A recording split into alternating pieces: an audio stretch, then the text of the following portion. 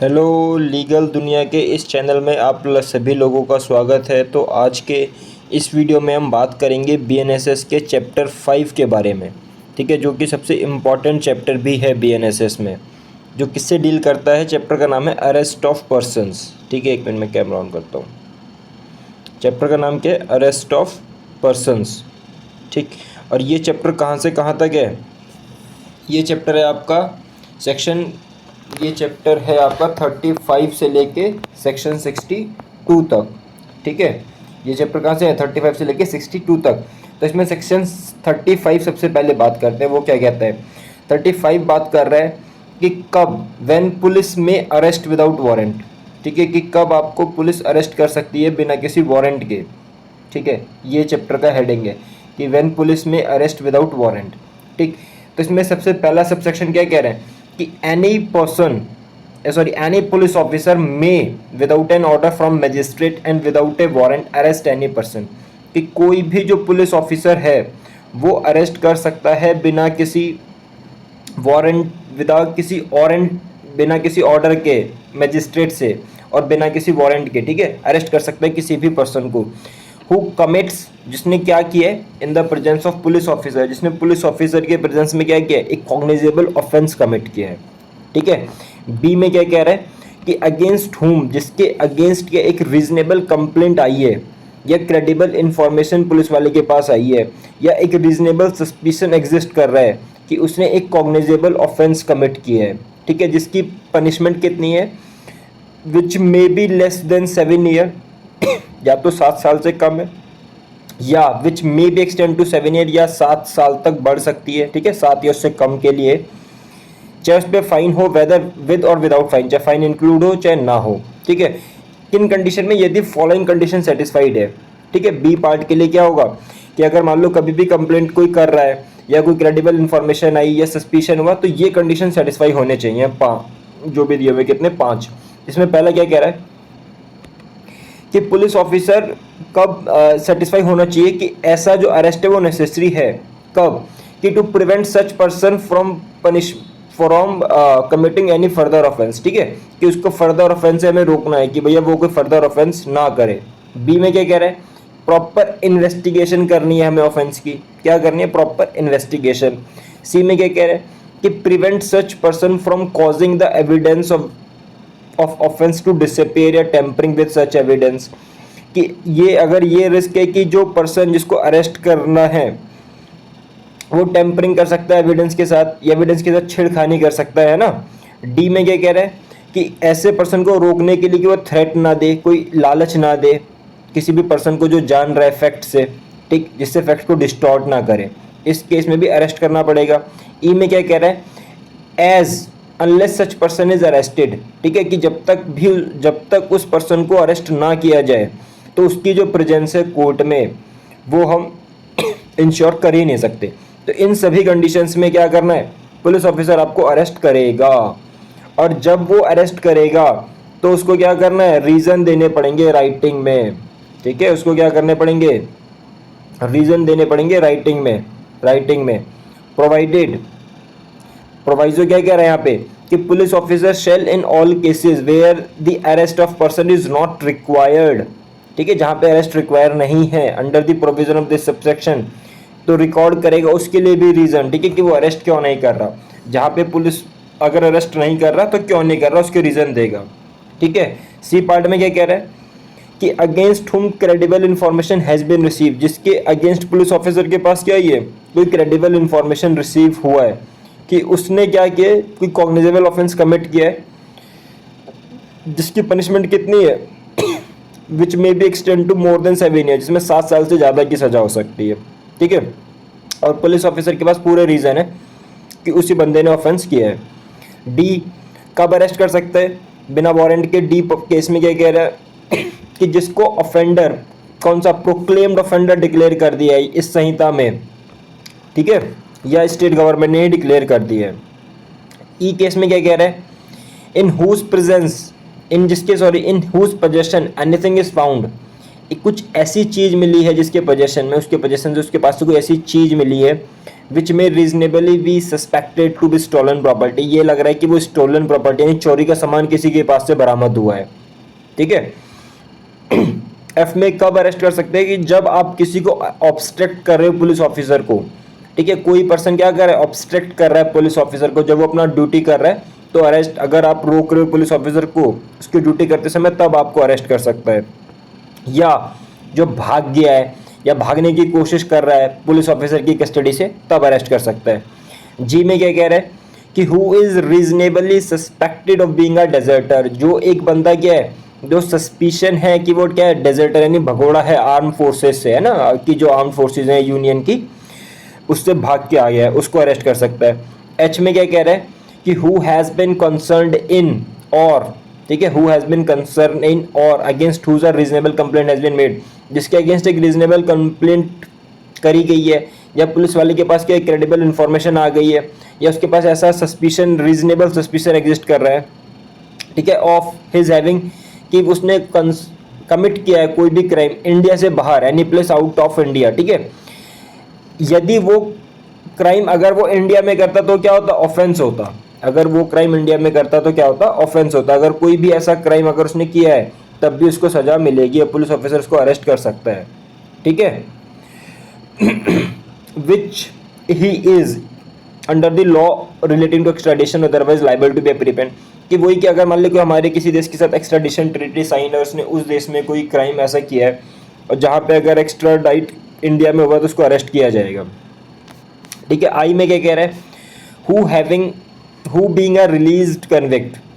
कि उसने मान लो कोई कन्विक्ट था जिसको छोड़ा गया था, ठीक है, और उसने कोई कंडीशन बेल वगैरह की कंडीशन का लगाया, कंडीशन ऑर्डर था, बेल कंडीशंस को क्या किया, वायलेट किया है, ठीक है, तब भी उसको अरेस्ट किया जाएगा। जे में क्या कह रहा है, for whose arrest any requisition,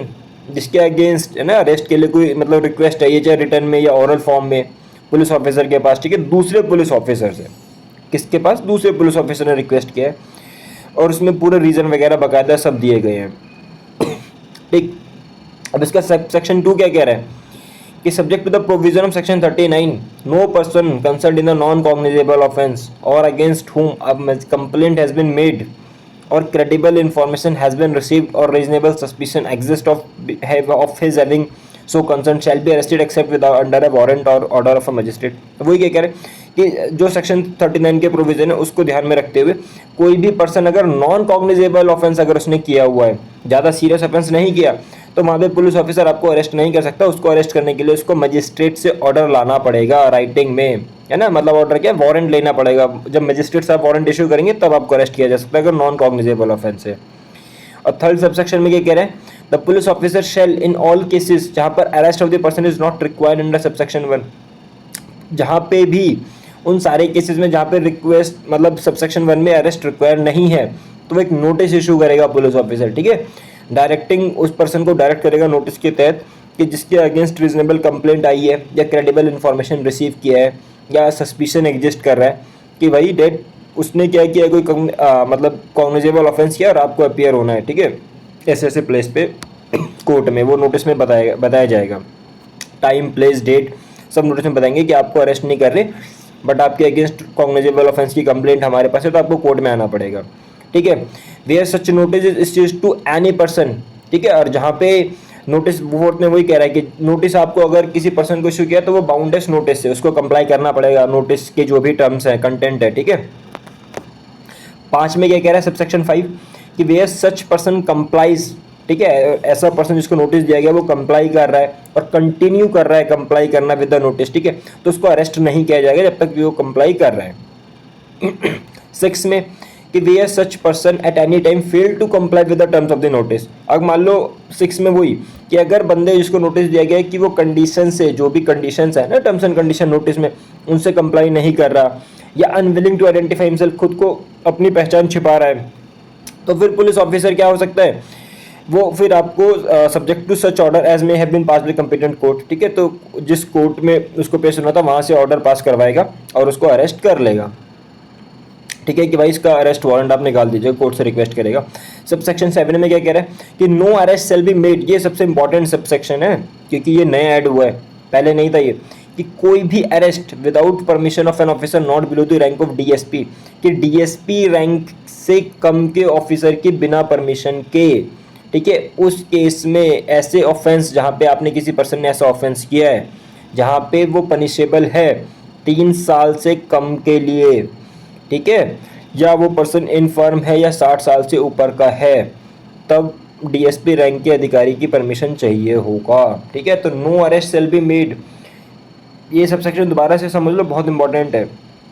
कि अगर कोई पर्सन ने, समझो उसने एक ऐसा ऑफेंस कमिट किया है जो 3 साल से कम की जिसमें सजा दी गई है, या पर्सन क्या इनफर्म है, ठीक है, मतलब बीमार वगैरह है, थोड़ा ज़्यादा सीरियस बीमार है, या उसकी मेंटल कंडीशन ठीक नहीं है, या वो 60 ईयर से उसकी एज ज़्यादा है, उस केस में डीएसपी रैंक के अधिकारी की क्या चाहिए, हमें परमिशन चाहिए, तभी उसको अरेस्ट किया जाएगा। ये था पूरा सेक्शन 35, ठीक है। अब हम आ गए सेक्शन 36 पे, ठीक है। अब नेक्स्ट कौन सा सेक्शन है, सेक्शन 36। इसका टाइटल क्या है कि प्रोसीजर क्या है अरेस्ट का and duties of officer making arrest, ठीक है, कि जो अरेस्ट कर रहे हैं उसका प्रोसीजर क्या है अरेस्ट का, और जो भी ऑफिसर आपको अरेस्ट कर रहा है, ठीक है, उसकी ड्यूटी क्या है जब वो अरेस्ट कर रहा है। तो every police officer while making an arrest shall, उसको क्या करना पड़ेगा, शेल है, कंप्लाई करना पड़ेगा उसको भाई, एक्यूरेट, विजिबल और क्लियर आइडेंटिफिकेशन उसका नाम का है ना, जिससे पता चले वो पुलिस वाला ही है, तो वो सब पूरी मतलब अपनी वर्दी वगैरह में होना चाहिए, ठीक। बी में क्या कह रहा है, एक मेमोरेंडम प्रिपेयर करना पड़ेगा, इसको क्या करना पड़ेगा, एक मेमोरेंडम प्रिपेयर करने का अरेस्ट का, जिसे अरेस्ट मेमो बोलते हैं, उसे क्या बोलते हैं, अरेस्ट मेमो, ठीक है। और उसको एक विटनेस से अटेस्ट कराना पड़ेगा, जो कि क्या हो सकता है, फैमिली का मेंबर हो सकता है, ठीक है। कौन हो सकता है, जो फैमिली मेंबर, एक मिनट,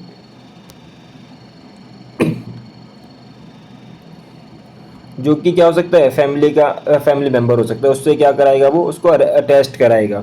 और साथ ही साथ क्या करेगा, जिस पर्सन से अरेस्ट हुआ उससे काउंटर साइन भी कराएगा, ठीक है। और सी पार्ट में क्या कह रहा है, इन्फॉर्म करेगा पर्सन जो भी अरेस्ट हुआ है जब तक कि memorandum is attested by member of his family, ठीक है। अगर मान लो फैमिली के मेंबर को उसने अटेस्ट कर दिया मेमो को, जो पर्सन अरेस्ट हुआ है उसके फैमिली मेंबर ने, उसको बताया जाएगा कि भाई आपको ग्राउंड क्या है आपके अरेस्ट के, वो बताया जाएगा, ठीक है।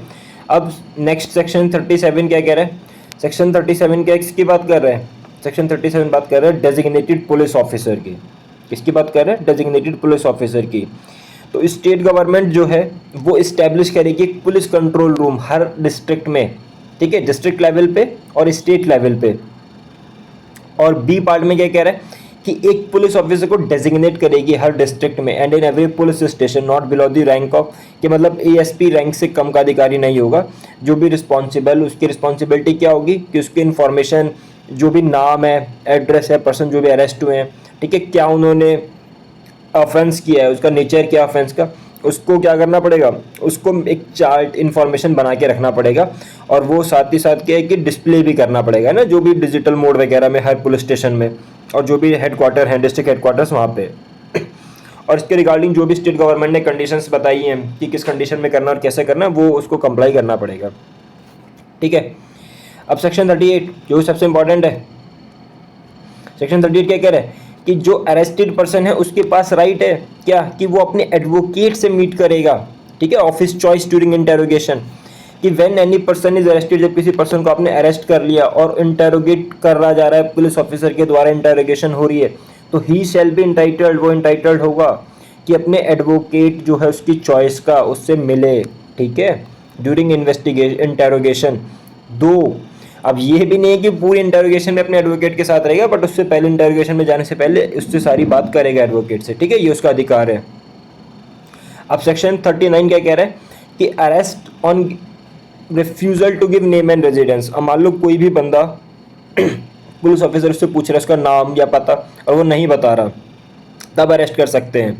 ठीक है। तो ये ड्यूटी है, अगर पुलिस ऑफिसर कभी पूछ रहा है आपसे नाम पता, तो आपको बताना पड़ेगा।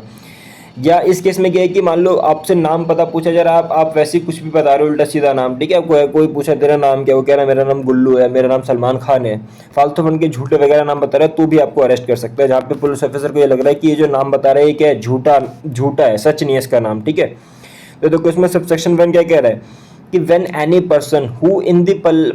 Who in the presence of police officer, जिसने कमिट किया है या उसके पास एक्यूज्ड है कि उसने कोई नॉन कॉग्निजेबल ऑफेंस कमिट किया है। ठीक है, ध्यान रखना कौन सा, नॉन कॉग्निजेबल, क्योंकि अगर कॉग्निजेबल करोगे तो वैसे ही अरेस्ट कर लेगा। नॉन कॉग्निजेबल ऑफेंस कमिट किए, और जब उससे पूछा जा रहा है, डिमांड जब की जा रही है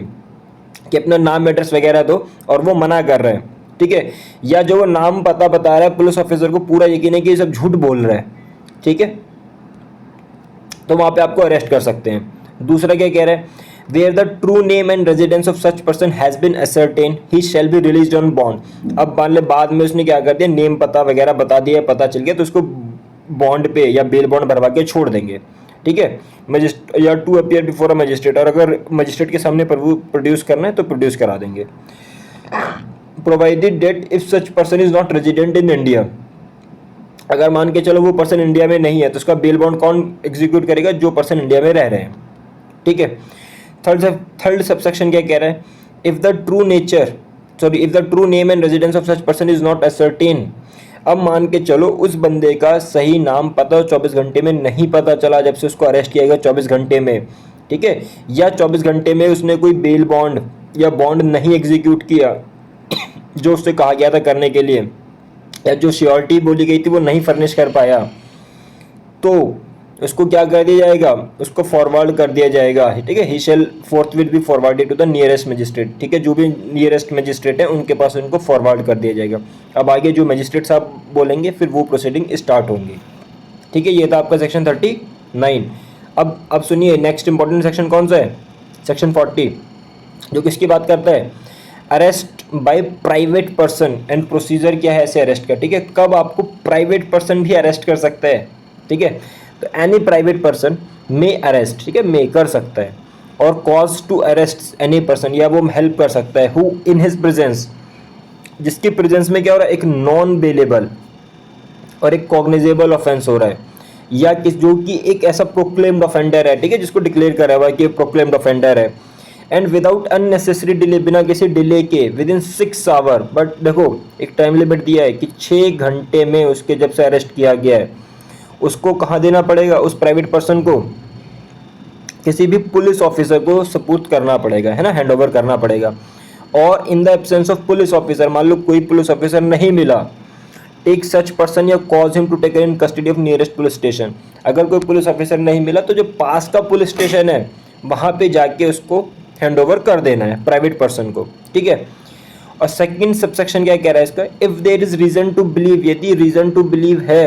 that such person comes under the provision of subsection 1 of section 35, जो हमने पहले पढ़ा था उसमें से कहीं भी आ रहा है तो पुलिस ऑफिसर्स को क्या करेगा, कस्टडी में ले लेगा। अब सेक्शन 3 क्या कह रहा है इसका, सबसेक्शन 3 कि if there is reason to believe that, उसने क्या, पुलिस ऑफिसर के पास रीजन टू बिलीव है कि उसने नॉन कॉग्निजेबल ऑफेंस कमिट किया है, ठीक है, non cognizable, and he refuse, जब उससे पूछा जा रहा है, जब पुलिस ऑफिसर से पूछ रहा है कितना नाम पता बताओ, वो मना कर रहा है, ठीक है, या ऐसा बता रहा है जो पुलिस ऑफिसर को यकीन है कि फॉल्स है, तो वही जो सेक्शन 39 के प्रोविजन है उससे डील किया जाएगा। ठीक है, but if there is no sufficient reason to believe, अगर कोई ऐसे कारण नहीं है तो उसको छोड़ दिया जाएगा, उसको क्या कर देंगे, छोड़ देंगे। ठीक है, नेक्स्ट सबसेक्शन ये कौन सा था, सेक्शन 40। अब नेक्स्ट कौन सा है, सेक्शन 41। ठीक है, नेक्स्ट कौन सा है, सेक्शन 41, अरेस्ट बाय मजिस्ट्रेट। ठीक है, तो when any offence is committed, जब मान लो कोई भी ऑफेंस किसी पर्सन ने मैजिस्ट्रेट के प्रेजेंस में किया है, ठीक है, चाहे वो एग्जीक्यूटिव मजिस्ट्रेट हो, चाहे वो जुडिशियल मजिस्ट्रेट हो, या जिसके लोकल जुरिस्डिक्शन में, ठीक है, ही मे हिमसेल्फ अरेस्ट, या ऑर्डर, मान ली कोई ऐसा मजिस्ट्रेट है जिसका जुरिस्डिक्शन है जहाँ पे वो अरेस्ट कर सकता है या ऑर्डर पास कर सकता है अरेस्ट करने का, वो उसके क्या कर सकता है, अरेस्ट मजिस्ट्रेट खुद कर सकता है। ठीक है, subject to the provision herein contained as to the bail, और जो भी बेल के प्रोविजन है उसको कंप्लाई करके और ऑफेंडर को कहाँ भेज देगा, पुलिस की कस्टडी में भेज देगा। ठीक है, कोई भी मजिस्ट्रेट, चाहे वो एग्जीक्यूटिव हो चाहे वो जुडिशियल मजिस्ट्रेट हो, मे एट एनी टाइम, ठीक है, may at any time, may arrest और direct the arrest in his presence within his local jurisdiction और एनी पर्सन और for whose arrest he is competent at the time. वही कह रहे हैं, या तो खुद कर सकता है या वो किसी और पर्सन को डायरेक्शन दे सकता है कि भाई इस पर्सन को अरेस्ट करो। ठीक है, अब सेक्शन 42 क्या कह रहा है, सेक्शन 42 की बात कर लेते हैं एक बार। सेक्शन 42 क्या कह रहा है, protection of member of armed forces from arrest. ठीक है, तो ये नहीं एक तरीके का क्या है, सेक्शन 42 प्रिविलेज प्रोवाइड कर रहा है। किसको प्रिविलेज दे रहा है, जो आर्म्ड फोर्सेस के मेंबर हैं उनको अरेस्ट से प्रिविलेज दे रहा है। ये क्या कह रहा है कि notwithstanding anything contained in section 35 and 39 to 41,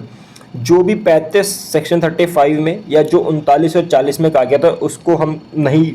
छेड़ रहे, यानी अगर कुछ ऐसे कंडीशन है तो वो प्रिवेल करेंगे। कोई भी बंदा आर्म्ड फोर्सेस का, no member of armed forces, ठीक है, कोई भी पर्सन जो आर्म्ड फोर्सेस का है उसको क्या, उसको अरेस्ट नहीं किया जाएगा फ्रॉम एनीथिंग डन, जो भी इसने कोई भी कार्रवाई किया कि ऑफिशियल ड्यूटी में कोई भी काम किया उसके लिए इसको अरेस्ट नहीं किया जाएगा। एक्सेप्ट कब अरेस्ट किया जाएगा, उसके लिए आपको सेंट्रल गवर्नमेंट की कंसेंट लानी पड़ेगी। ठीक है, सेंट्रल गवर्नमेंट की बिना परमिशन के आप किसी भी आर्म्ड फोर्सेस के मेंबर को अरेस्ट नहीं कर सकते। बट हमने सेक्शन 35 में पढ़ा था कि अगर कोई पर्सन आर्म्ड फोर्सेस से भाग गया है, ठीक है, जिसको डेजर्टर घोषित कर दिया, भगोड़ा घोषित कर दिया, उसको अरेस्ट किया जा सकता है बिना कंसेंट के स्टेट सेंट्रल गवर्नमेंट की। ठीक है, इसका सबसेक्शन 2 क्या कह रहा है कि the state government may by notification, ठीक है, स्टेट गवर्नमेंट जो है नोटिफिकेशन निकाल के डायरेक्ट कर सकती है कि प्रोविजन जो है सबसेक्शन 1 के वो अप्लाई होंगे टू सच क्लास या category of member of forces. ठीक है, जो चार्ज किससे, मतलब वो फोर्सेज जिनकी रिस्पॉन्सिबिलिटी क्या है कि पब्लिक ऑर्डर का मेंटेन कर रहे हैं। ठीक है, जो भी ऑर्डर में बताया जाएगा, whenever they may be serving and thereupon the provision of this subsection shall apply as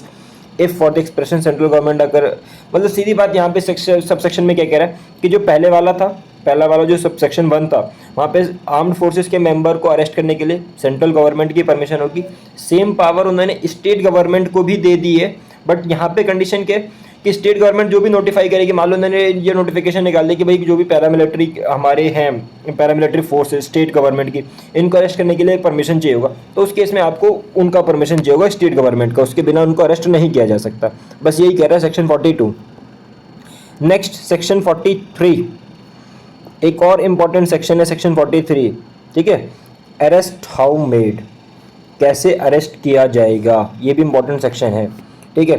तो इसमें क्या कह रहा है सब सेक्शन 1 में, इन मेकिंग एन अरेस्ट, जब भी पुलिस ऑफिसर एक आपको अरेस्ट कर रहा है, ठीक है, in making an arrest the police officer और अदर पर्सन जो अरेस्ट कर रहा है शैल एक्चुअली टच और confine the body of person to be arrested unless there is a submission to the custody by word और एक्शन। कि मतलब ये क्या कह रहा है कि कोई भी जो पुलिस ऑफिसर है, कोई भी आपको अदर पर्सन, अभी पढ़ा था प्राइवेट पर्सन है, मजिस्ट्रेट वगैरह, जो भी अदर पर्सन है, जब वो किसी पर्सन को अरेस्ट कर रहे हैं तो एक्चुअली क्या करेंगे, टच तो करेंगे ना, टच या कन्फाइन करेंगे bodies of the person so arrested. मतलब या तो उसको ये मान के चलो कि अगर या तो उसको बोल दिया कि भैया आपको अरेस्ट कर रहे हैं, आप हमारी जिप्सी में जाके बैठ जाओ, सपोज करो ये कंडीशन है, और वो जाके बैठ गया तो ठीक है। बट अगर वो नहीं बैठ रहा तो फिर उसको क्या, फिर टच करेंगे इसकी बॉडी को, मतलब ना 2-3 पकड़ के, अगर वो भागने की कोशिश कर रहा है तो पकड़ के बिठाएंगे उसको जिप्सी वगैरह में, वही बोल रहे हैं। ठीक है, प्रोवाइजर बहुत इंपॉर्टेंट है कि where a women is to be arrested, जहाँ पे किसी वुमेन को अरेस्ट करना है, तो जब तक कि सर्कमस्टांसेस इंडिकेट नहीं कर रही कि कुछ अलग, मतलब कॉन्ट्रेरी इंडिकेट नहीं कर रही, हर सबमिशन टू कस्टडी और N oral intimation of arrest shall be presumed. ये पहले मान के चलेंगे कि वो कस्टडी में है ना, उसने कस्टडी में अपना आपको दे दिया है। ठीक है, ये प्रिज्यूम करके चलेंगे। And unless the circumstances otherwise require, कि मान ले ये प्रिज्यूम किया कि उसने कस्टडी में दे दिया, बोला वो जाके बैठ गई गाड़ी वगैरह में, बट अगर ऐसी कंडीशन नहीं है, ठीक है, ऐसी कंडीशन नहीं हो रही ग्राउंड पे, तो उसको अरेस्ट करने के लिए अनलेस दी सर्कमस्टांसेस अदरवाइज रिक्वायर और unless the police officer is a female, उसको सिर्फ और सिर्फ बेसिकली क्या है कि फीमेल पुलिस ऑफिसर ही अरेस्ट करेगी। ठीक है, कोई भी मेल पर्सन टच नहीं कर सकता किसी फीमेल को अरेस्ट करने के लिए। ठीक है, वही कह रहे हैं कि अदरवाइज रिक्वायर और unless the police officer of female and the police officer shall not touch the person of women for making her arrest. ठीक है, तो यानी फीमेल को अरेस्ट करने के लिए फीमेल पुलिस ऑफिसर की ही रिक्वायरमेंट है, ये ध्यान रखना है। ठीक है, सबसेक्शन 2 क्या कह रहा है इसी का, if such person forcibly resist, अब मान लो किसी पर्सन को अरेस्ट करने है, वो पर्सन क्या कर रहा है, रेजिस्ट कर रहा है, भागने की कोशिश कर रहा है, ठीक है, या धक्का वगैरह दे रहा है किसी पर्सन को, पुलिस वाले को या किसी और को,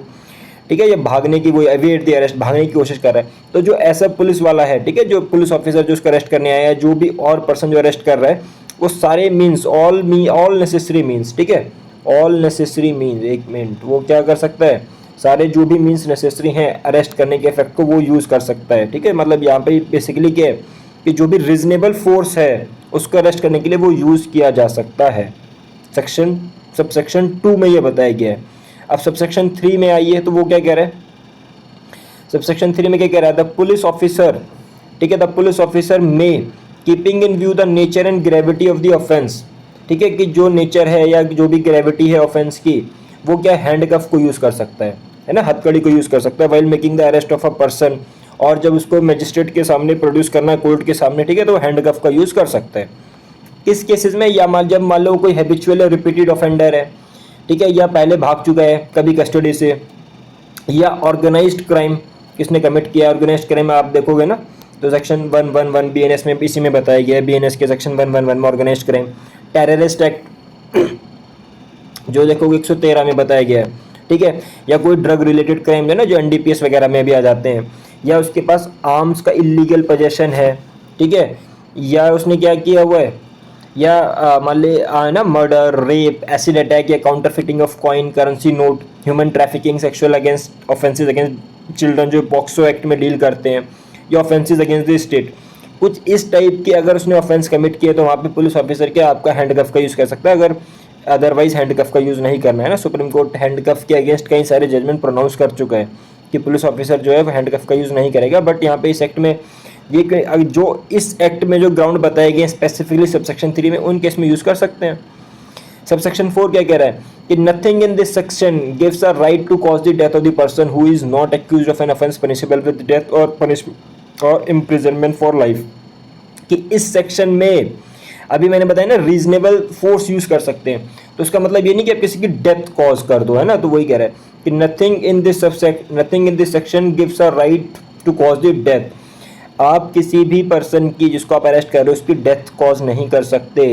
ठीक है, कब, जो एक्यूज्ड नहीं है एक ऑफेंस पनिशेबल विद डेथ या एलआई, यानी जिसको डेथ और लाइफ इम्प्रिजनमेंट की सज़ा नहीं हो सकती, उसने ऐसा ऑफेंस किया जहाँ पे ये दोनों डेथ और लाइफ इम्प्रिजनमेंट की सज़ा नहीं दी जा सकती, वहाँ पे उस ऑफिसर के द्वारा उसकी डेथ नहीं कॉज की जा सकती, ठीक है। अब सब सेक्शन 5 क्या कह रहा है, सेव इन एक्सेप्शनल सर्कमस्टांसिस को छोड़ दिया जाए, तो नो वुमेन, अगर एक्सेप्शनल सर्कमस्टांसिस हैं तो अलग बात है, no women shall be arrested after sunset and before sunrise, कि कोई भी महिला उसको सनसेट के बाद और सनराइज से पहले अरेस्ट नहीं किया जा सकता, वेयर सच एक्सेप्ट, और जहाँ पे ऐसे मान के चलो एक्सेप्शनल सर्कमस्टांस एग्जिस्ट कर रहे हैं तो women police officer shall by making a return report, वो रिटर्न रिपोर्ट बनाएगी, ठीक है, ऑब्टेन और प्रायर परमिशन लेंगे मजिस्ट्रेट साहब से, जो कि मैं ना मजिस्ट्रेट फर्स्ट क्लास के जिसके लोकल जुरिसडिक्शन में ऑफेंस कमिट हुआ है अरेस्ट करने के लिए। तो सबसेक्शन 5 सिंपल क्या कह रहा है कि अगर एक्सेप्शनल सर्कमस्टांसेस नहीं एग्जिस्ट कर रहे तो किसी भी पुलिस ऑफिसर के द्वारा किसी भी फीमेल पर्सन को, वुमेन को सनसेट के बाद और सनराइज से पहले अरेस्ट नहीं कर सकते, ठीक। और जहाँ पे ये एक्सेप्शनल सर्कमस्टांसेस हैं तो उस महिला को अरेस्ट करने के लिए फीमेल पुलिस ऑफिसर की रिक्वायरमेंट है, और वो फिर फीमेल पुलिस ऑफिसर जो मजिस्ट्रेट फर्स्ट क्लास के हैं, जिनके जुरिसडिक्शन में ऑफेंस कमिट हुआ है या वो ट्राई करने के लिए कैपेबल हैं, ठीक है, उनसे रिटर्न में क्या लाएंगे, रिटर्न परमिशन उनका चाहिए होगा, तभी अरेस्ट किया जा सकता है, ठीक है। अब section 44 search of place entered by person sought to be arrested, ठीक है, तो मान के इसमें क्या है कि जो भी पर्सन जब अरेस्ट करने के मतलब जो पुलिस ऑफिसर है, कोई भी पर्सन जब अरेस्ट कर रहा है, ठीक है, अरेस्ट करने के लिए आए तो वो उसी के साथ साथ क्या कर सकता है, सर्च भी कर सकता है प्लेस का, ठीक है। ये अभी इस हमारे लिए इतना इंपॉर्टेंट नहीं है, इसको हम अभी स्किप करें 44 को। सेक्शन 45 पे आइए, उसमें क्या कह रहा है कि persuade of offender into other jurisdiction, ठीक है। सेक्शन 45 क्या कह रहा है, सेक्शन 45 बात कर रहा है pursuit of offender into other jurisdiction, तो कि कोई भी police officer may for the purpose of arresting without warrant और any person whom he is authorised to arrest pursue such person into any place in India. बता रहा हूँ simple language में क्या कह रहा है कि कोई भी जो पुलिस ऑफिसर है, ठीक है, अरेस्ट करने के लिए विदाउट वारंट किसी भी पर्सन को जिसको वो ऑथराइज्ड है अरेस्ट करने के लिए, पूरे इंडिया में कहीं भी अरेस्ट कर सकता है, फिर से बता रहा हूँ कि कोई भी जो पुलिस ऑफिसर है, ठीक है, मे कर सकता है for the purpose of arresting without warrant any person. मान के चलो जिसके पास, उस पुलिस ऑफिसर के पास अथॉरिटी है कि वो बिना वारंट के अरेस्ट कर सकता है, जिसको वो ऑथराइज है अरेस्ट करने के लिए, वो पूरे इंडिया में कहीं भी उसको अरेस्ट कर सकता है,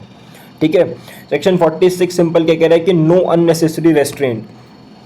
कि the person arrested shall not be subjected to more restraint than it is necessary to prevent his escape. ये सेक्शन 46 सिंपल क्या कह रहा है कि जो पर्सन जिसको अरेस्ट किया गया है, ठीक है, उसको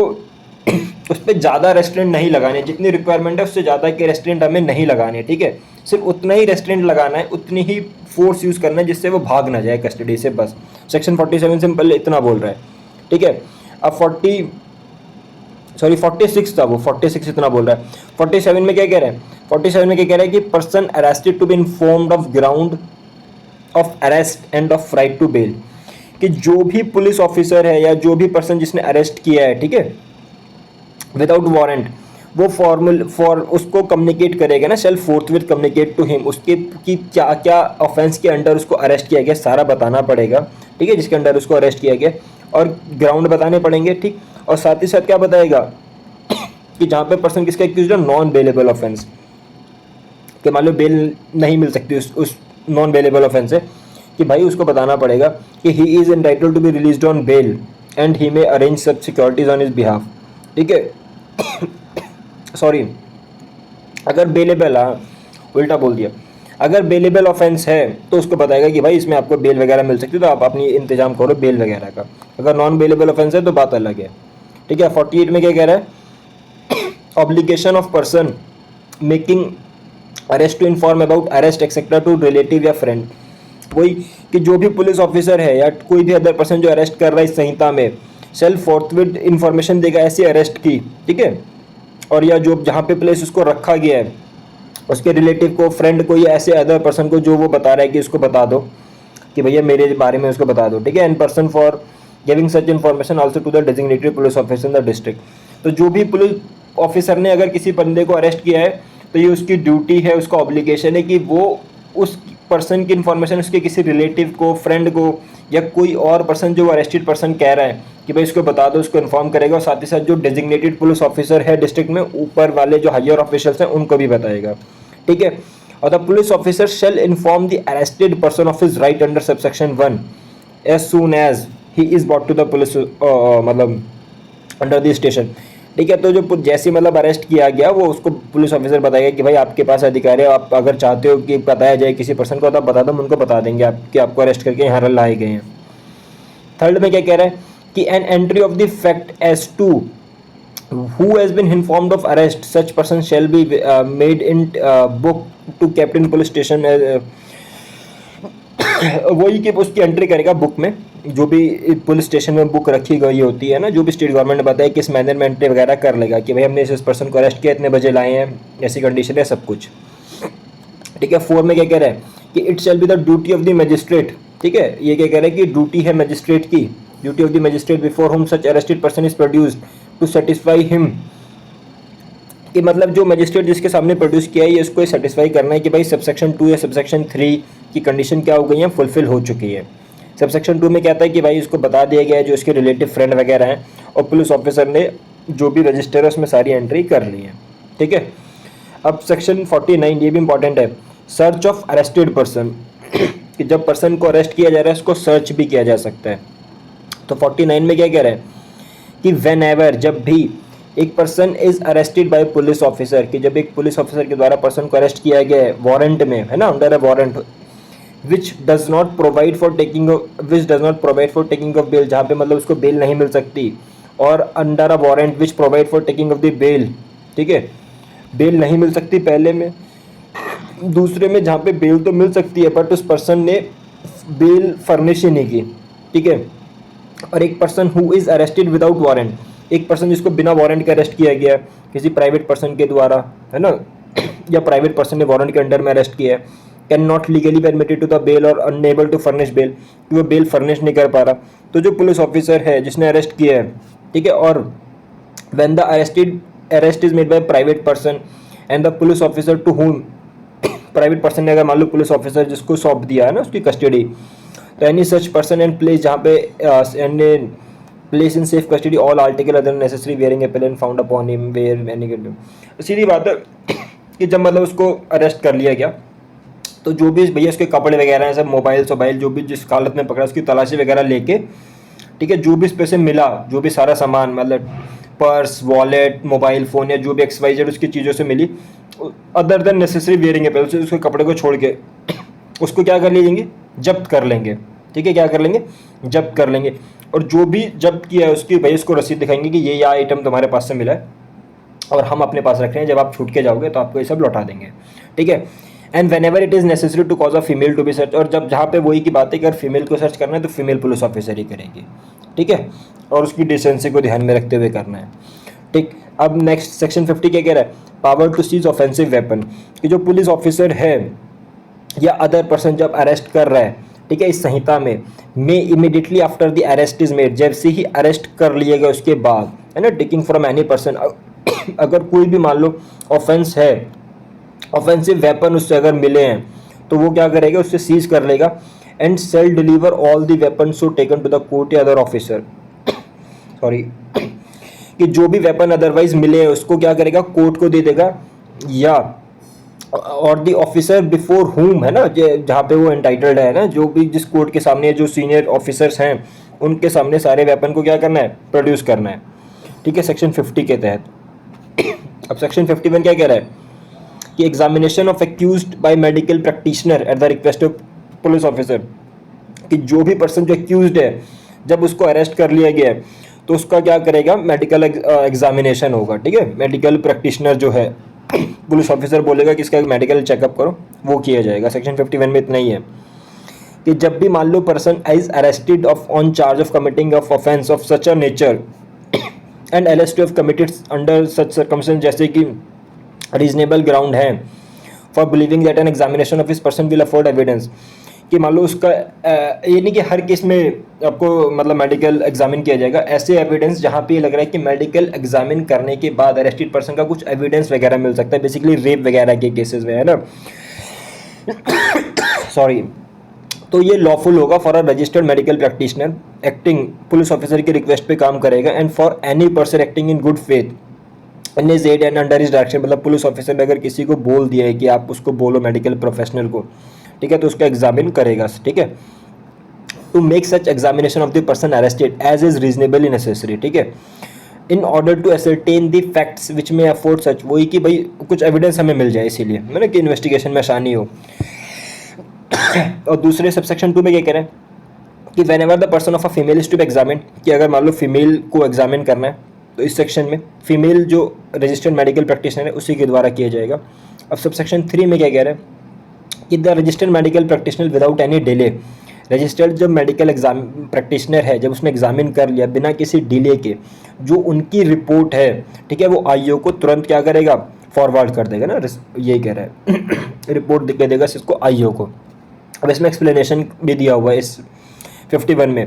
कि इन दिस सेक्शन एंड सबसेक्शन 52 और जो भी आगे पढ़ेंगे 52 53 में एग्जामिनेशन का क्या मतलब है। भाई एग्जामिनेशन में ब्लड का आपके एग्जामिन करेगा, ठीक है, जो ब्लड स्टेन खून वगैरह के धब्बे, सीमन, स्वैब लेगा अगर मान लो सेक्सुअल ऑफेंसेस किया है, sperm, sweat, hair sample, finger nail, है ना, nail clipping by the use of modern and scientific technology, DNA profiling वगैरह सब कर सकते हैं, या और भी टेस्ट, ठीक है, यहाँ पे लिखा है ना, ये कहाँ गया, एंड सच अदर टेस्ट जो मेडिकल उसको लग रहा है प्रैक्टिशनर को कि जरूरी है इस पर्टिकुलर केस में। और जो आरएमपी है ना, रजिस्टर्ड मेडिकल प्रैक्टिशनर कौन है, जिसके पास क्या है कोई भी मेडिकल क्वालिफिकेशन जो रिकॉग्नाइज्ड किया गया under national medical commission act 2019 और जिसका नेम क्या है स्टेट मेडिकल रजिस्टर में आया हुआ है ना, इनरोल्ड है, सॉरी। अब सेक्शन 52 क्या कह रहा है कि examination of person accused of rape by a medical practitioner, यहाँ पे स्पेसिफिकली उन पर्सन के एग्जामिनेशन की बात हो रही है जिन पे रेप का एक्यूजेशन लगे हैं, ठीक है। तो व्हेन एनी पर्सन, जहाँ पे कोई भी पर्सन अरेस्ट हुआ है और on charge of committing an offence of rape, किसने रेप किया है या अटेम्प्ट टू कमिट रेप, की रेप का अटेम्प्ट किया है ना, या रीजनेबल ग्राउंड है ये बिलीव करने के लिए कि एग्जामिनेशन उसके पर्सन का, अगर हम उसको एग्जामिन करेंगे तो हमें एविडेंस मिल जाएगा कि उसने ऐसा ऑफेंस कमिट किया है, तो ये लॉफुल है रजिस्टर्ड मेडिकल प्रैक्टिशनर के लिए जो एम्प्लॉयड है in hospital run by central मतलब सॉरी गवर्नमेंट बाय और लोकल अथॉरिटी है ना, कोई भी हॉस्पिटल जो गवर्नमेंट ने एस्टेब्लिश किया लोकल अथॉरिटी ने, and in the absence of such practitioner, और मान लो कोई ऐसा मेडिकल प्रैक्टिशनर नहीं मिल रहा with in radius of 16 kilometre from the place जहाँ पर ऑफेंस कमिट किया 16 किलोमीटर में by any other registered medical practitioner, ठीक है, जो पुलिस ऑफिसर की रिक्वेस्ट पे करना पड़ेगा उसको फिर medical examination, and for any other person acting in good faith है ना, जो उसकी डायरेक्शन में अगर कोई काम कर रहा है। और सब सेक्शन 2 में क्या कह रहा है, वही कह रहा है कि अगर मान लो अरेस्ट किया उस पर्सन को, अगर उसको पास में जो भी मतलब गवर्नमेंट का मेडिकल हॉस्पिटल है वहाँ पे जाके एग्जामिन कराना है, और मान लो जहाँ पे उसको अरेस्ट किया 16 किलोमीटर के दायरे में अगर कोई नहीं है ऐसा गवर्नमेंट हॉस्पिटल, तो किसी और के पास लेके जाएगा पुलिस ऑफिसर, वहाँ पे सारा उसको एग्जामिनेशन कराएगा। ठीक है, सेक्शन 2 में क्या कह रहा है कि जो भी रजिस्टर्ड मेडिकल प्रैक्टिशनर है सेक्शन 2 में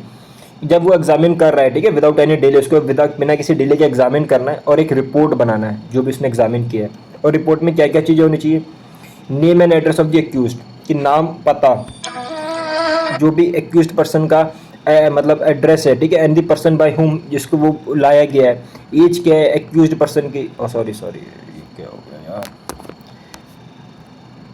एज क्या है एक्यूज्ड पर्सन की, ठीक है, एज क्या है एक्यूज्ड पर्सन की नाम पता, एज क्या है उसकी एक्यूज्ड की, कोई मार्क्स तो नहीं है इंजरी का, और on the person of the accused description of material taken है ना, जो भी डीएनए प्रोफाइलिंग वगैरह है जो भी इससे मटेरियल है वो, या कोई भी other material particular reasonable detail में उसकी सबकी एक लिस्ट बनाएगा। और रिपोर्ट में साथ ही साथ shall state precisely for the, और हर चीज़ के लिए जो भी उसको एग्जामिन कर रहा है जो भी लिख रहा है उसके लिए सबके लिए रीज़न भी बताएगा कि वो उसको ऐसा क्यों लग रहा है, और एग्जैक्ट टाइम और कमेंसमेंट वो भी टाइम बताना पड़ेगा कब रिपोर्ट उसने मतलब स्टार्ट की एग्जामिनेशन और कब ख़त्म हुआ एग्जामिनेशन। ठीक है, सब सेक्शन 5 में क्या कह रहा है कि जो रजिस्टर्ड मेडिकल प्रैक्टिशनर है विदाउट एनी डिले, ठीक है, बिना किसी डिले के रिपोर्ट फॉरवर्ड करेगा किसको, आईओ को फॉरवर्ड करेगा, है ना, और वो आईओ किसको फॉरवर्ड करेगा, मैजिस्ट्रेट को। ठीक है, 193 में जो बताया गया, 193 किससे डील करता है, चार्जशीट से। ठीक है, अब सेक्शन 53 में क्या कह रहा है, सेक्शन 53 में किसकी बात करता है, examination of arrested person by a medical officer, कि जब भी when any person is arrested है ना, जब उसको मतलब अरेस्ट किया गया तो उसको एग्जामिन किया जाएगा मेडिकल ऑफिसर के द्वारा जो कि सर्विस में किसकी, सेंट्रल गवर्नमेंट की या स्टेट गवर्नमेंट की। एंड इन केस जहाँ पे मेडिकल ऑफिसर अवेलेबल नहीं है by any registered medical officer है ना, जो भी रजिस्टर्ड मेडिकल प्रैक्टिशनर है जैसे अरेस्ट किया उसके द्वारा, प्रोवाइडेड वही सारी कंडीशन है यदि मेडिकल जो ऑफिसर है या जो रजिस्टर्ड मेडिकल प्रैक्टिशनर है इस ओपिनियन के हैं that one more examination is necessary, तो वैसा करेंगे कि मान लो एक एग्जामिन किया बन को लग रहा है अभी सारी चीज़ें नहीं पता चल पाई तो एक और एग्जामिनेशन कर सकते हैं। प्रोवाइडेड फर्दर कि अगर फीमेल का है तो फीमेल रजिस्टर्ड मेडिकल प्रैक्टिशनर के द्वारा ही उसका एग्जामिनेशन होगा। अब सब सेक्शन 2 क्या कह रहा है कि जो मेडिकल ऑफिसर है या जो भी रजिस्टर्ड मेडिकल प्रैक्टिशनर है, ठीक है, जो एग्जामिन कर रहा है वही रिपोर्ट वगैरह बनाएगा। ठीक है, जो भी पिछले सेक्शन में बताया गया रिपोर्ट में क्या क्या चीज़ें हैं वो सब इंक्लूड करेगा, है ना, और रिपोर्ट वही रिपोर्ट किसको दे देगा, अपने आईओ के तहत, यहाँ पे ये सारी चीज़ें इंक्लूड करके आईओ को अपनी रिपोर्ट सबमिट कर देगा। सेक्शन 53। अब सेक्शन 54 किसकी बात कर रहा है, सेक्शन 54 कर रहा है आइडेंटिफिकेशन ऑफ पर्सन अरेस्टेड, जो भी पर्सन अरेस्टेड उनका आइडेंटिफिकेशन कैसे होगा, कि जब मान लो एक पर्सन अरेस्ट कर लिया गया है ऑन अ चार्ज ऑफ किसने कोई ऑफेंस कमिट किया है and his identification by any person और पर्सन इज कंसिडर्ड नेसेसरी। मान लो क्या जैसे अपने मूवीज़ वगैरह में देखा होगा कि ना शिनाख्त के लिए बुलाते हैं, जिसकी पर मान लो कोई गवाह है वो कह रहा है मैंने देखा हुआ है तो उसको बुलाएंगे इस टाइप से, उनके सामने खड़ा करके पूछते हैं कि भाई कौन सा लग रहा है कौन सा लग रहा है। कई सारे लोग मान लो एक पर्सन एक्यूज्ड है तो उसके जैसे 5-6 पर्सन को खड़ा करेंगे और उससे जो भी विटनेस वगैरह उससे पूछते हैं कि भाई तेरे को कौन सा लग रहा है बता इसमें से, तो वही इसी आइडेंटिफिकेशन की। ठीक है, उसको एंड देखो कि जब मान लो पर्सन अरेस्ट किया गया है ऑन अ चार्ज ऑफ किसने कोई ऑफेंस कमिट किया है and his identification by any other person या पर्सन इज नेसेसरी, है ना, और आइडेंटिफिकेशन जरूरी भी है इन्वेस्टिगेशन को कंटिन्यू करने के लिए और सही डायरेक्शन में कंटिन्यू करने के लिए। ठीक है, द कोर्ट हैविंग जुरिडिक्शन में on the request of officer in charge, उसके लिए पर परमिशन चाहिए कि कोर्ट से, है ना,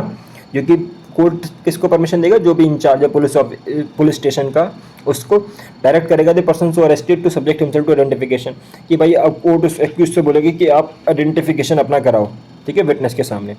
provided that if the person identifying the person arrested is mentally, अब हाँ, अगर मान लो जो पर्सन आइडेंटिफाई कर रहा है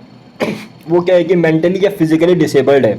तो जो ऐसा प्रोसेस है आइडेंटिफिकेशन का, ये फिर किसके होगा, मजिस्ट्रेट के सुपरविजन में होगा, ठीक है। वो सारे अप्रोप्रिएट स्टेप लेंगे कि कोई मतलब जो भी मतलब अगर मान लो एक्सपर्ट वगैरह की रिक्वायरमेंट है तो उनको उनके सामने कराएंगे, और ऑडियो वीडियो इलेक्ट्रॉनिक मीन से सारे प्रोसेस को क्या किया जाएगा, रिकॉर्ड किया जाएगा, ठीक है। सेक्शन 55 में क्या कह रहा है, procedure when police officer depute subordinate to arrest without warrant. Simple क्या कह रहा है कि जो पुलिस ऑफिसर ऑथोराइज्ड है अरेस्ट करने के लिए, वो अपने सबऑर्डिनेट को भी अपनी पावर क्या कर दे सकता है, डेलीगेट कर सकता है अरेस्ट करने के लिए, ठीक है। कब, जहाँ पे अरेस्ट विदाउट वारंट है, उसी केसेस में। अगर मान लो वारंट वाला है, यहाँ पे कॉग्निजेबल ऑफेंस की, यहाँ पे वारंट चाहिए, सॉरी नॉन कॉग्निजेबल केसेस में है ना, कॉग्निजेबल में तो वारंट चाहिए ही नहीं होता। नॉन कॉग्निजेबल ऑफेंस में वो पुलिस ऑफिसर अपनी पावर किसी अपने सबऑर्डिनेट को भी डेप्यूट कर सकता है, ठीक है। अब इस पर ये सेक्शन 56, अब छोटे छोटे सेक्शन हैं। सेक्शन 56 में क्या कह रहा है, health and safety of arrested person. ये ड्यूटी है भाई, जो भी पर्सन अरेस्ट कर रहा है ना, जिसके पास उसकी कस्टडी है, कि वो रीजनेबल केयर ले उसकी हेल्थ और सेफ्टी का, एक्यूज्ड पर्सन की। सेक्शन 57 में क्या कह रहा है कि person arrested to be taken before magistrate और officer in charge of a police station, कि जो भी पर्सन अरेस्टेड है उसको मजिस्ट्रेट के सामने प्रोड्यूस करना है, या जो भी इंचार्ज है पुलिस स्टेशन का उसके सामने प्रोड्यूस करना है ना, विदाउट अननेसेसरी डिले, बिना किसी डिले के। एंड जो भी प्रोविज़न बताए गए हैं बिल के रिगार्डिंग, उसको आपको क्या करना है, कंप्लाई करना है, ठीक है। तो उसको साथ ही साथ मजिस्ट्रेट के सामने और जो ऑफिसर इन चार्ज है पुलिस स्टेशन को उसके सामने प्रोड्यूस करना पड़ेगा। और वही मजिस्ट्रेट के सामने कितने टाइम ड्यूरेशन में, 24 घंटे से भी कम के, यानी 24 घंटे के अंदर अंदर प्रोड्यूस करना है ना।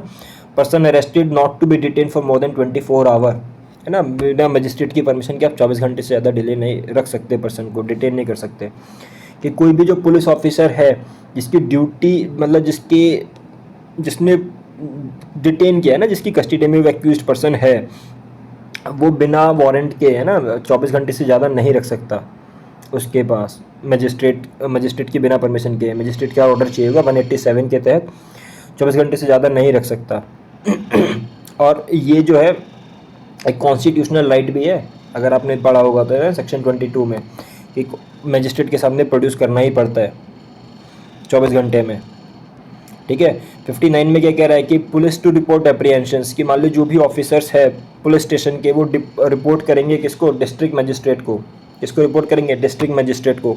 और इफ़ ही सो डायरेक्ट, अगर मान लो डिस्ट्रिक्ट मजिस्ट्रेट ने बोल दिया अगर सब डिविजनल मजिस्ट्रेट को करना है, तो जो भी पर्सन अरेस्ट हुए बिना किसी वारंट के, है ना, within the limit of their respective station whether such person have been admitted to bail और अदरवाइज। मान लो सीधा क्या है कि जो भी इंचार्ज में पुलिस स्टेशन के, उनको रिपोर्ट करना पड़ेगा भाई, जो भी नॉन कॉग्निजेबल ऑफेंस में पर्सन अरेस्ट हुए हैं, कि डिस्ट्रिक्ट मजिस्ट्रेट को इन्फॉर्म करो, या अगर उन्होंने बोल दिया किसी सब डिविजनल मजिस्ट्रेट को, तो उनको इन्फॉर्म किया जाएगा कि हमने इन पर्सन को अरेस्ट किया है। और अगर किसी को बेल वगैरह मिल गई है तो वो सब भी बताना पड़ेगा 59 के तहत, ठीक है। नेक्स्ट सेक्शन 60 क्या है कि discharge of the person apprehended, कि नो पर्सन है ना, no person who has been arrested by police officer shall be discharge except on his bail bond और under the special order of magistrate,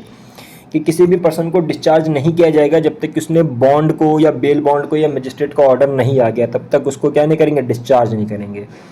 अब section 61 में क्या कह रहा है कि power on escape to pursue and retake, मान के चलो एक पर्सन जिसको लॉफुल कस्टडी में क्या किया गया था, डिटेन किया गया था, वो क्या हो गया, भाग गया, क्या हो गया, भाग गया, एस्केप, या उसको दोबारा से पकड़ लिया ना, रेस्क्यू कर लिया। The person from whose custody, जिसकी कस्टडी से वो भागा था ना, या जिसको और वाज रेस्क्यूड और रेस्क्यू कर लिया गया, में इमीडिएटली परस्यू कर सकता है और उसको अरेस्ट कर सकता है किसी भी प्लेस में इंडिया में। वही कि मान लो अगर किसी पुलिस ऑफिसर ने किसी को अरेस्ट किया और उसकी कस्टडी से भाग गया, तो पूरे इंडिया में उसको कहीं से भी अरेस्ट कर सकता है वो पुलिस ऑफिसर, ठीक है। और वही जो भी अरेस्ट करेगा, तो जो सेक्शन 44 के सर्च वाले प्रोसीजर आपने पढ़ा था, वो सब क्या होगा, वो सब पूरा एप्लीकेबल होगा उस पर, ठीक है। फिर सेक्शन 62 क्या कह रहा है, arrest to be made strictly according to this Sanhita, कि no arrest shall be made except in accordance with the provision of this Sanhita और any other law for the time being in force provided for arrest, कि जो भी इस संहिता में BNSS में जो भी कंडीशंस बताए गए हैं उसी के अकॉर्डिंग अरेस्ट होगा। उसके अलावा कोई भी अरेस्ट अगर करता है किसी और अदर मैनर में, वो क्या होगा, इलीगल होगा। और बट हाँ, अगर ऐसे नहीं किसी बीएनएसएस में मान लो और किसी और लॉ में कोई भी अगर प्रोविजन बताए गए तो उनके अकॉर्डिंग अरेस्ट करना है, सीधी बात है, मतलब लॉफुल अरेस्ट करना है, लॉ के अकॉर्डिंग ही अरेस्ट करना है। अगर कोई आप बिना लॉ के अरेस्ट करते हो then that will be illegal होगा, वो क्या होगा, इलीगल होगा। ठीक है, तो ये सारा चैप्टर था। चैप्टर कौन सा चैप्टर था ये, चैप्टर 5 है ना, अरेस्ट ऑफ पर्सन। तो ये बहुत ही इंपॉर्टेंट चैप्टर है। तो इसमें आपको ये पता चला कि अरेस्टेड पर्सन्स के राइट क्या हैं। ठीक है, ये बहुत ही इंपॉर्टेंट चैप्टर है और कैसे अरेस्ट करना है, तो ये बीएनएस का सबसे इंपॉर्टेंट चैप्टर है। तो आज की इस वीडियो को रखते हैं यहीं तक। वीडियो अगर अच्छा लगा हो तो आप वीडियो को लाइक करना, सब्सक्राइब करना और जो भी आपका ओपिनियन है उसको कमेंट बॉक्स में लिख देना और वीडियो को अपने दोस्तों वगैरह के साथ शेयर करना, है ना। तो मिलते हैं नेक्स्ट वीडियो में। Thank you.